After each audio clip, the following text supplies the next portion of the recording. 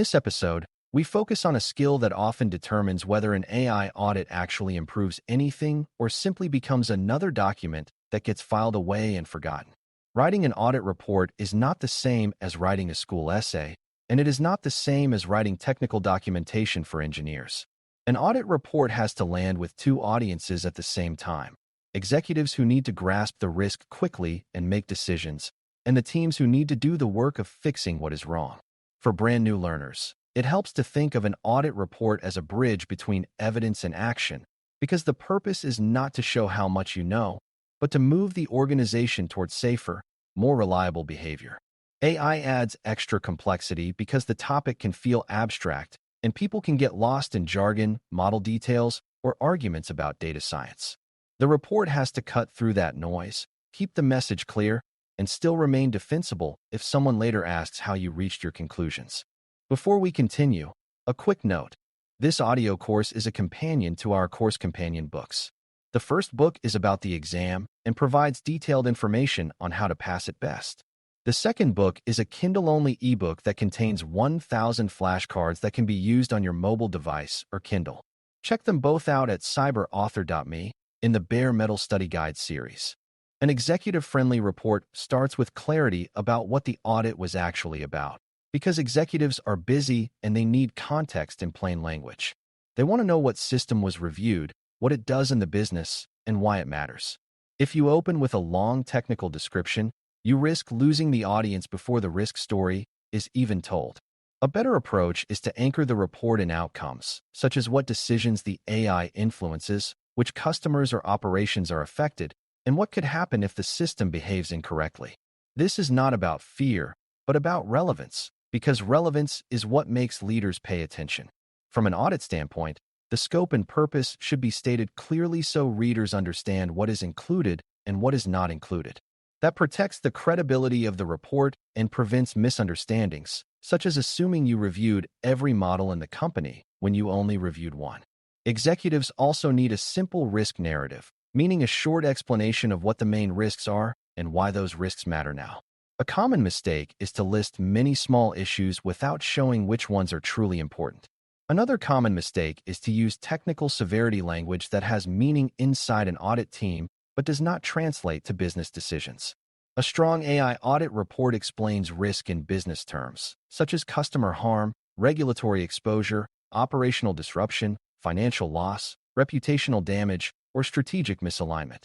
It also explains likelihood and impact in a way that is understandable, such as whether the issue is already happening, whether it could happen under common conditions, and how large the consequences could be. Beginners should remember that executives do not need every technical detail, but they do need enough to trust that the conclusion is grounded in evidence. The report should make it easy for them to answer a practical question: what should we decide and why? At the same time, teams need actionable detail, meaning they need to know what to change and how to verify improvement. A report that is too high-level can be executive-friendly but useless for remediation because it leaves teams guessing about what the auditor actually observed. Actionability does not mean writing step-by-step technical instructions, but it does mean identifying the control gap clearly and tying it to the process or governance change that would close the gap. For example, rather than saying monitoring is weak, you might explain that drift detection thresholds are not defined, that alerts are not reviewed on a schedule, or that incident triggers do not reliably escalate to the right owners. Those statements point to specific improvements without telling engineers exactly how to implement them. Auditors also help by describing what good evidence of a fix would look like, such as updated policies, documented approvals, test results, or monitoring records that show consistent operation. The more clearly you define the problem and expected outcome, the more likely teams are to fix it correctly. One reason AI audit reports can be hard to write is that AI issues often involve uncertainty, and uncertainty can make writers either overly cautious or overly confident. If you write too cautiously, the report sounds like you are unsure whether anything is wrong, and it becomes easy for stakeholders to dismiss. If you write too confidently, you may overstate what the evidence supports, and that harms credibility when someone challenges you. A strong report balances confidence with precision by clearly separating what was observed, what was inferred, and what was not assessed. For example, You can confidently state that documentation is missing if you looked for it and did not find it. And you can state that missing documentation increases the risk of uncontrolled changes. You should be careful about claiming that a model is biased or unsafe unless you have solid evidence. But you can still report that the organization has not performed the required evaluations to support safety and fairness claims. That kind of reporting is both honest and actionable because it points to a control gap that can be addressed. The structure of your message also matters because the report has to be readable, not just accurate. Even without using fancy formatting, you can create readability through clear paragraphs that each carry one main idea and connect to the next. You want to guide the reader from the big picture down to specific findings and then toward remediation and follow-up. A helpful mental model is to imagine telling a story in layers. First, what was reviewed and why. Next, what overall themes were found. Then, what the key issues are, starting with the highest risk and most urgent items. Then, what the recommended actions are and how success will be measured. Even if your report includes many findings, the reader should never feel lost about what matters most. For beginners, it helps to remember that confusion is not a neutral outcome in auditing. Confusion is risk, because confused leaders do not act and confused teams may fix the wrong thing. To make the report defensible, you need to tie statements to evidence, because audits are judged by how well conclusions can be supported. Evidence can include policies, logs, review records, change approvals, incident tickets, testing summaries, and interviews, but the report should communicate how the evidence supports the conclusion. This does not require dumping raw data into the report, but it does require being specific enough that someone could trace your reasoning. For example, if you claim that model updates are not controlled, you should reference that approval records are missing for recent releases or that release gates were bypassed without documented exceptions. If you claim that monitoring is ineffective, you should point to missing baselines, unreviewed alerts, or repeated incidents that show detection did not lead to action. Evidence language also helps teams trust the report because it shows you are not relying on opinion or assumptions. In AI contexts, where people may argue about model behavior, evidence is what prevents the report from turning into a debate about beliefs. Another key factor is tone, because the report must invite action rather than trigger defensiveness. If the report reads like an attack, teams may focus on defending themselves instead of reducing risk.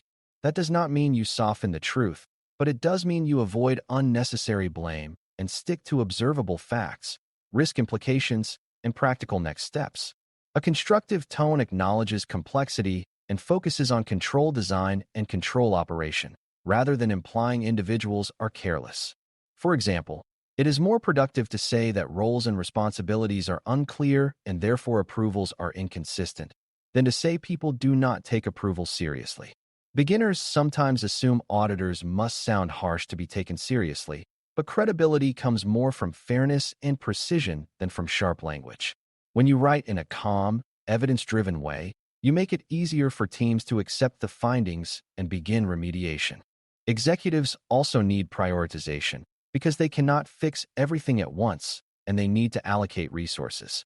Prioritization should reflect risk, not convenience. And in AI, that often means focusing first on systems with high impact and high uncertainty. A high-impact model without monitoring and escalation controls is a bigger problem than a low-impact internal tool with minor documentation gaps. Prioritization also benefits from grouping related issues into themes, such as governance gaps, monitoring weaknesses, or data handling risks, because themes make it easier to plan remediation work. Auditors should be careful not to overwhelm stakeholders with a long list of unrelated issues that feel impossible to address. Instead, the report should make it clear what changes will reduce risk the most and which fixes can be staged over time. This is where the report becomes a practical management tool rather than a compliance artifact.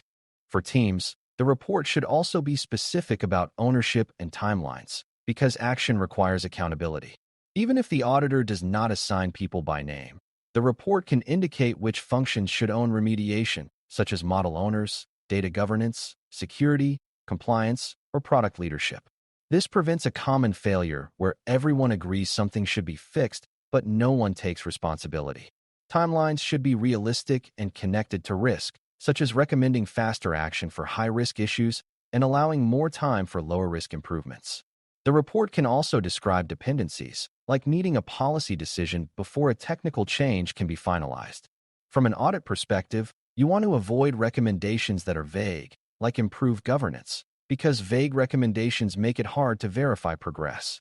Clear ownership and measurable outcomes turn remediation into something that can be tracked and validated. It is also important for AI audit reports to address common misunderstandings about what the audit is and is not claiming. Stakeholders sometimes assume an audit report is saying the model is bad or that the AI strategy is wrong, when the report might actually be focused on controls and risk management.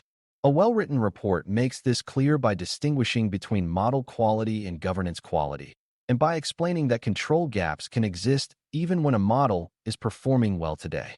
This distinction matters because a model can look good during a stable period and then fail during a shift, and controls are what protect the organization when conditions change.